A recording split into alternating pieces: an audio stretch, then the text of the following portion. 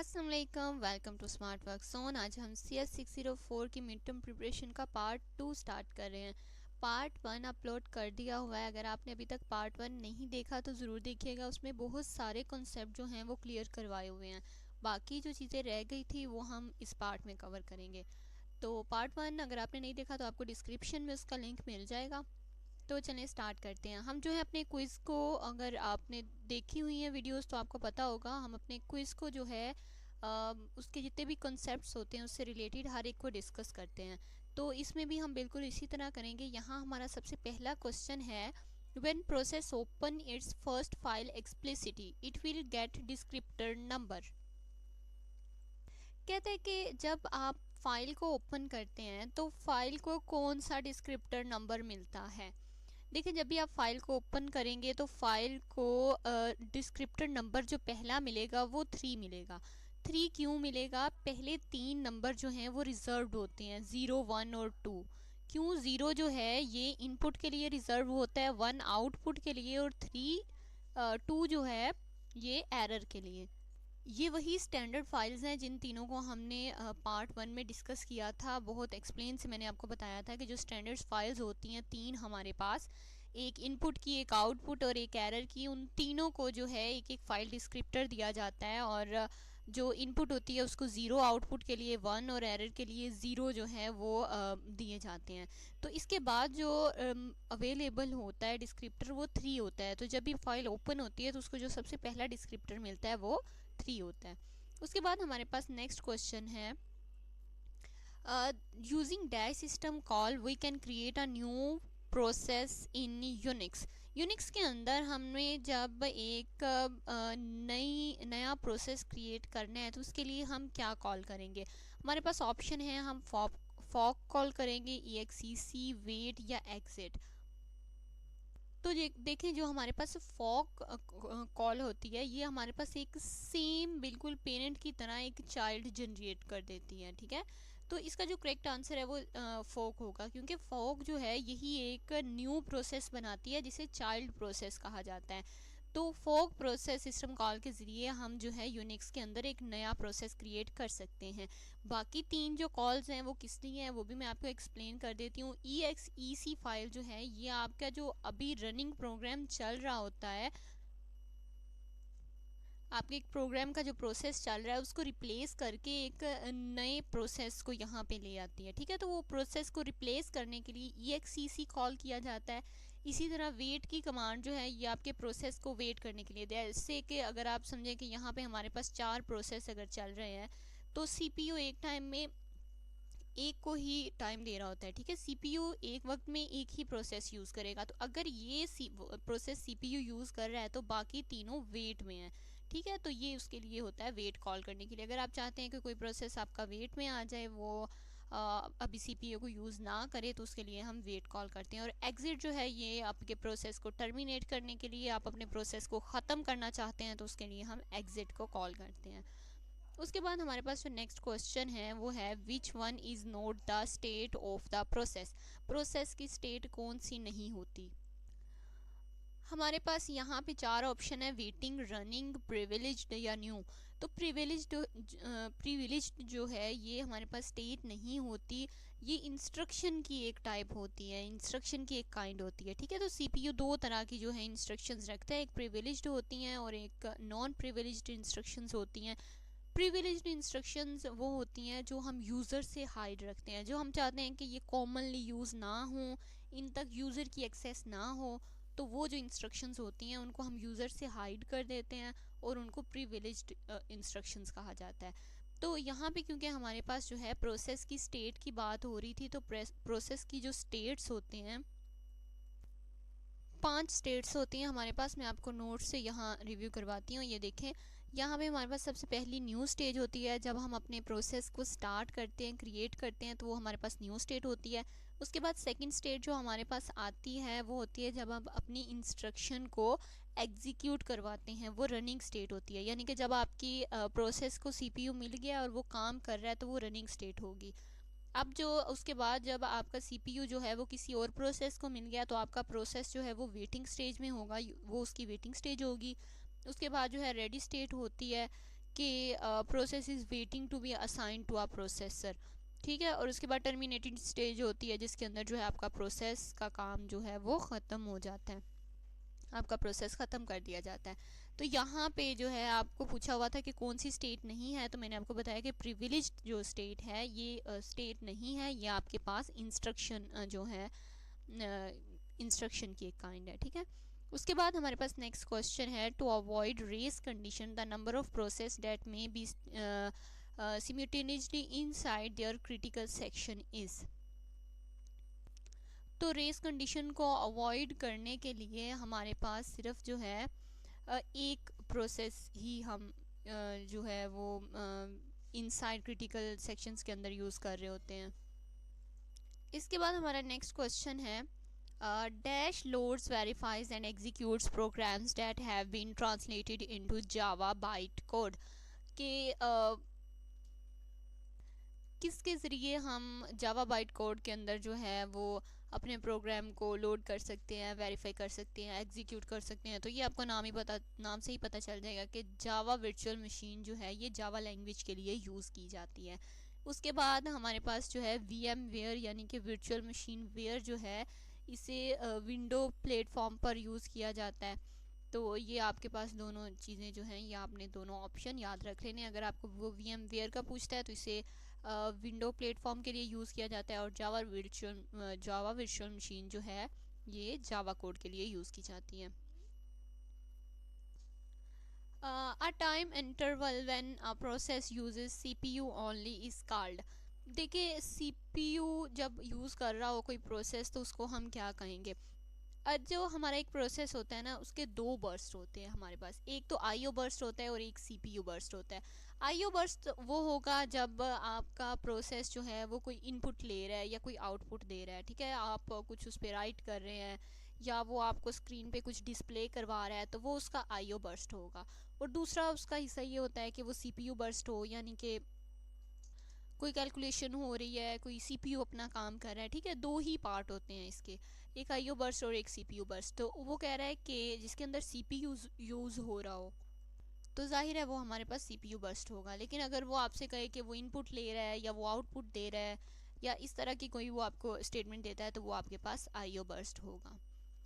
इसके बाद हमारे पास जो नेक्स्ट क्वेश्चन है वो है कि round robin scheduling usually increase the average waiting time so it's performance heavily depends upon dash. इसकी जो परफॉर्मेंस है वो किस चीज़ पर डिपेंड करती है। राउंड रॉबिन स्केजुलिंग ये एल्गोरिथम है हमारे पास। इसके अंदर जो क्या होता है कि यूजुअली आपका जो एवरेज वेटिंग टाइम है वो इंक्रीज़ हो जाता है। एवरेज वेटिंग टाइम को भी हमने लास्ट वीडियो में डिस्कस किया था। तो वो कहते हैं कि इसके अंदर इंक्रीज़ हो जाता है। तो इसकी परफॉर्मेंस किस चीज़ पे डिपेंड कर रही होती है, तो इसकी परफॉर्मेंस जो है वो टाइम क्वांटम पे डिपेंड कर रही होती है, ठीक है। टाइम क्वांटम के हिसाब से आप इसकी जो है वो एवरेज वेटिंग टाइम को इंक्रीज़ या डिक्रीज़ कर सकते हैं। उसके बाद यहाँ पे एक चीज़ स्विचिंग लिखी हुई है, ये भी मैं आपको बता देती हूँ। स्विचिंग क्या होती है कि जब हमारा सीपीयू एक प्रोसेस को मिला हुआ है, ठीक है, तो उसके बाद वो यहाँ से छोड़ के जब अगले प्रोसेस पे जाएगा, ठीक है, एक प्रोसेस पे काम करके उस पर टाइम ख़त्म हो गया, अब अगले पे जाएगा तो उसको स्विचिंग कहा जाता है। और एक वर्ड यूज़ किया जाता है कॉन्टेक्स्ट स्विचिंग का, जिसका मतलब है कि देखें हमारे पास जो प्रोसेस था इस प्रोसेस पे काम कर रहा है, अगर ये हमारे पास अगर देखें ये प्रोसेस है तो यहाँ पे पहले सीपीयू ने काम किया, उसके बाद वो यहाँ पे चला गया, ठीक है, फिर इसके बाद काम करके यहाँ पे चला गया। अब यहाँ से काम करके जब वो वापस सीपीयू इसके पास आएगा तो इसका काम वहीं से स्टार्ट होगा जहाँ इसने पहले बंद किया था, ठीक है। जहाँ इसने लास्ट टाइम स्टॉप किया था वहीं से इसका आगे काम शुरू होगा। अब ये दोबारा स्टार्टिंग से काम नहीं करेगा, तो इस चीज़ को कॉन्टेक्स्ट स्विचिंग कहा जाता है, ठीक है। उसके बाद हमारे पास जो नेक्स्ट क्वेश्चन है वो है, due to which of the following reasons आप पेरेंट में terminate the execution of one of its children. देखिए क्या होता है कि एक पेरेंट है, ठीक है, उसने एक चिल्ड्रन को कॉल किया, चिल्ड्रन को कॉल करेगा तो चिल्ड्रन, अब क्या होता है कि पेरेंट स्टॉप हो जाएगा और चिल्ड्रन जाएगा, ये जाके अपना काम करेगा। जब ये सारा काम कर लेगा तो ये रिज़ल्ट वापस पेरेंट को देगा और फिर पेरेंट दोबारा से अपना काम करना स्टार्ट कर देगा।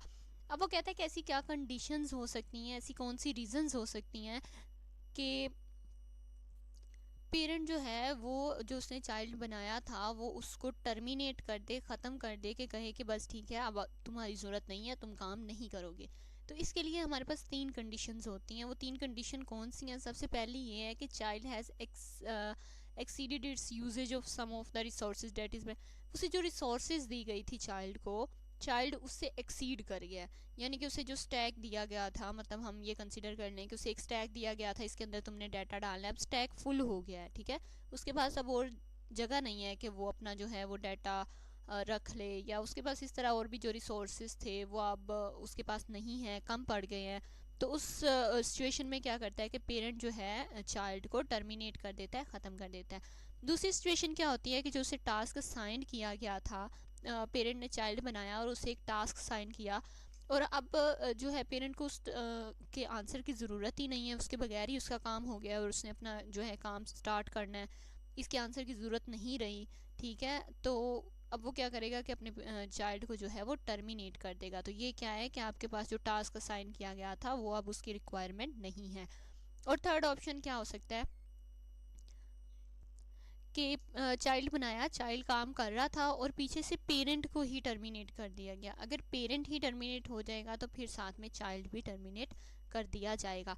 तो ये 3 जो हमारे पास रीजंस हैं ये होती हैं। यहाँ पे हमारे पास 4 ऑप्शन थे और इनमें से जो हमारे पास अप्रोप्रिएट और ट्रू जो सिचुएशन लिखी हुई है वो ये है कि use more resources than allocated, कि ये फर्स्ट वाला ऑप्शन जो था, ठीक है। 3 इसकी वो होती हैं रीजंस, तीनों मैंने डिस्कस कर दी हैं, उनमें से ये फर्स्ट वाली हमारे पास ऑप्शन में थी, तो ये हमारा करेक्ट आंसर होगा।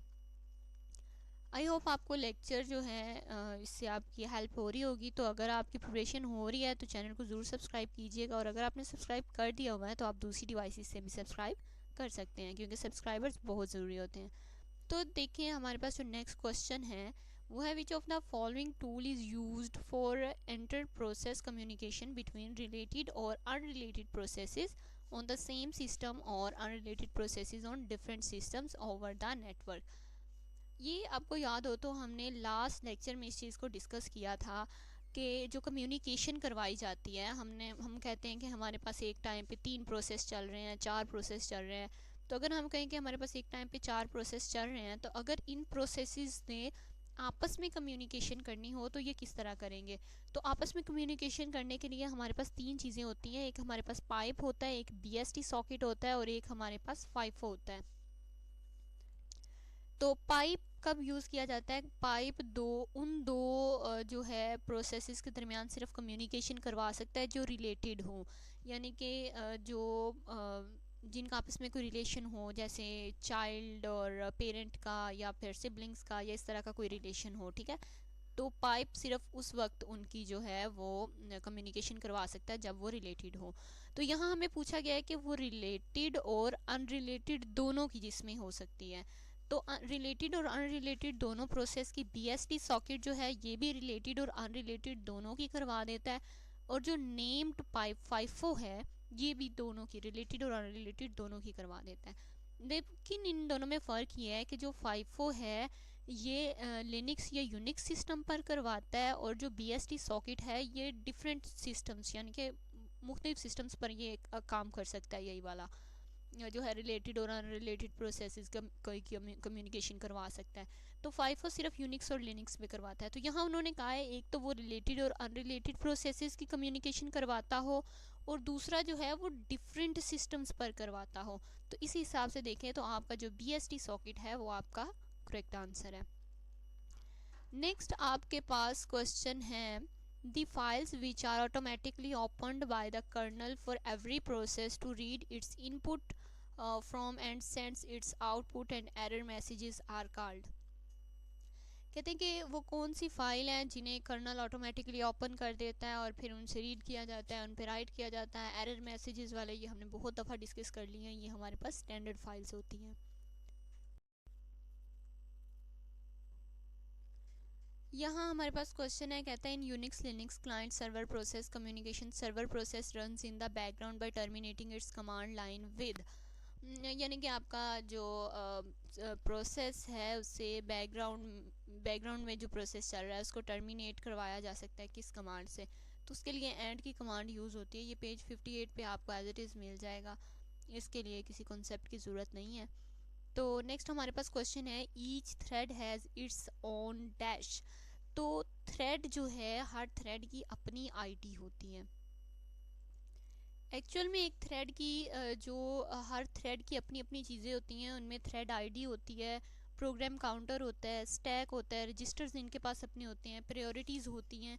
तो यहाँ पे हमारे पास जो इनमें से ऑप्शन था वो हमारे पास थ्रेड आईडी था। तो थ्रेड आईडी जो है ये हर थ्रेड की अपनी अपनी होती है। एक्चुअल में थ्रेड क्या है, मैं आपको इसका कॉन्सेप्ट भी बता देती हूँ। ऐसा होता है कि हमने बात की थी कि जब एक पेरेंट जो है वो अपने चाइल्ड को बनाएगा तो क्या करेगा कि वो चाइल्ड को बनाएगा, चाइल्ड अपना सारा काम करेगा, फिर चाइल्ड आंसर लेगा, वापस वो पेरेंट के पास लेके जाएगा और उसके बाद फिर पेरेंट अपना काम स्टार्ट करेगा। ठीक है, तो जितनी देर चाइल्ड काम कर रहा था उतनी देर जो पेरेंट है वो वेटिंग पे था। तो ये एक थ्रेड होता है कि एक थ्रेड यहाँ से आया, इधर गया, फिर इधर से वापस इस तरह और फिर ऐसे। ठीक है, ये एक थ्रेड है। लेकिन थ्रेड सिस्टम इस तरह है कि इसमें यूँ किया जाता है कि अगर पेरेंट ने एक चाइल्ड बनाया है तो चाइल्ड जो है वो अपना काम कर रहा है, लेकिन पेरेंट स्टॉप नहीं होता, पेरेंट भी पैरेलल अपना काम करता रहता है। ठीक है, तो ये यहाँ पे हमारे पास देखें दो थ्रेड बन जाते हैं, एक ये और एक ये। तो ये इस तरह की थ्रेडिंग का कॉन्सेप्ट है। अगर यहाँ आगे आया तो फिर मैं आपको उसे क्लियर कर दूँगी। नेक्स्ट हमारे पास जो क्वेश्चन है वो है primitive scheme of the short job for scheduling is known as. ये हमारे पास एक जो है वो एल्गोरिथम है। हमारे पास बहुत सारे एल्गोरिथम्स हैं, ये नीचे उनके नाम लिखे हुए हैं ऑप्शंस में। तो वो कहता है कि वो कौन सा है जिसमें शॉर्ट जॉब जो है वो फर्स्ट स्केड्यूल की जाती है। तो ये हमारे पास शॉर्टेस्ट रिमेनिंग टाइम फर्स्ट है और ये प्रेम्पटिव स्कीम है। ये आपने याद रखना है कि इनमें से कौन सी प्रेम्पटिव होती है और कौन सी नॉन प्रेम्पटिव होती है। इनको आप ज़रूर देख लीजिएगा नोट से। तो हमारे पास जो शॉर्ट रिमेनिंग टाइम फर्स्ट है ये हमारे पास प्रेम्पटिव स्कीम होती है और इसके अंदर जो शॉर्ट जॉब्स हैं, जितने भी प्रोसेस हैं जिनका शॉर्ट काम होता है, ठीक है, थोड़ा काम होता है जिनका, उनको पहले स्केड्यूल किया जाता है। तो ये शॉर्टेस्ट रिमेनिंग टाइम फर्स्ट इसका नाम है। ठीक है, उसके बाद हमारे पास यहाँ एक क्वेश्चन है, वो कहता है process terminate by calling the dash system call.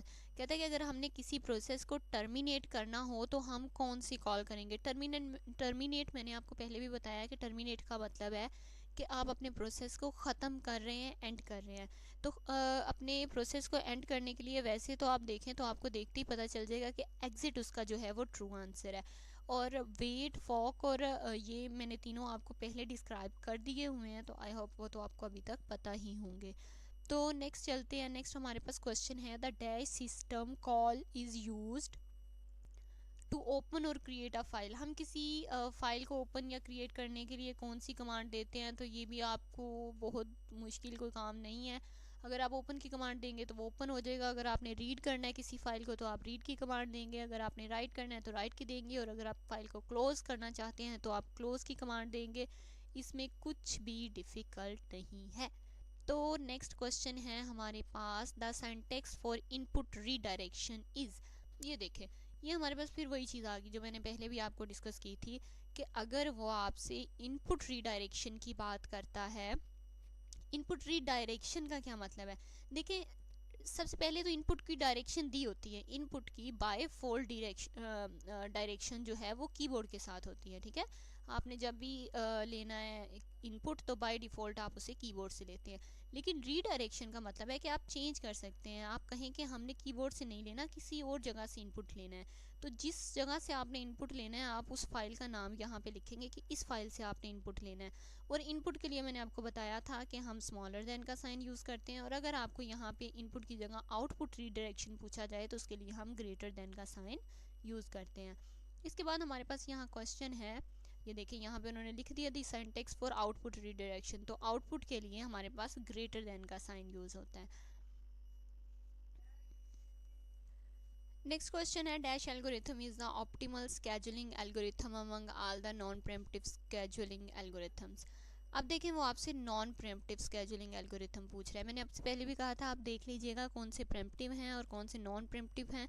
इस तरह के आपको क्वेश्चंस आ जाते हैं। तो नॉन प्रेम्पटिव एल्गोरिथम जो है ये हमारे पास shortest job first scheduling algorithm है। ये इसके नाम है, नेम्स हैं इन सब के, ये आपने याद रख लेने हैं।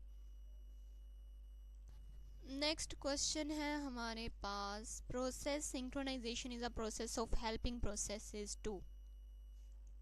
तो सिंक्रोनाइजेशन में क्या होता है कि update the share data and resources in an orderly fashion.